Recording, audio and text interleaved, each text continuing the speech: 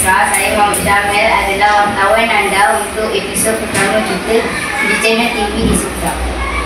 Pada episod kali ini, saya membuat satu liputan di sekolah saya sendiri, iaitu SK Semendirang, berkenaan sambutan Maulidul Rasul peringkat sekolah tempoh hari.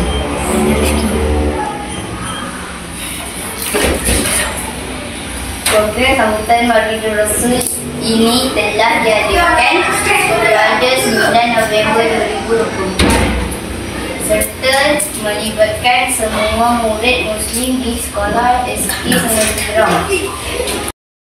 Pengetahuan semua, pada tanggal 12 Rabiul tahun Gajah, Nabi Muhammad SAW telah dilahirkan.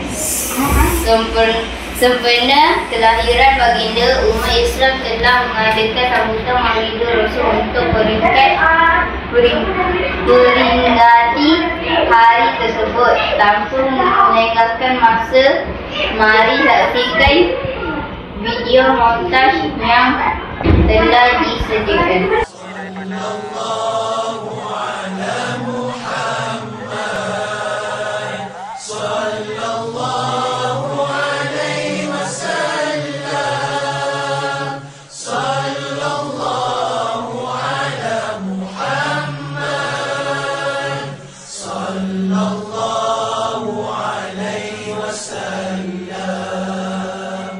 Ya Nabi, salam alaika.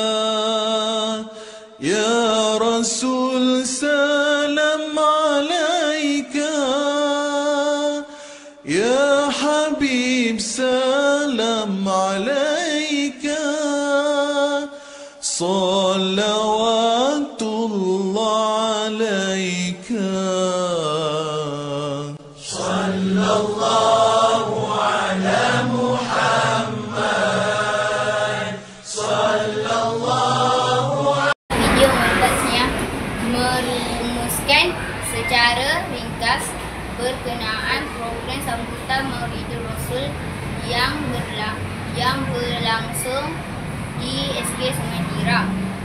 Bunga seroja di atas para, jatuh ditimpa buah barangan.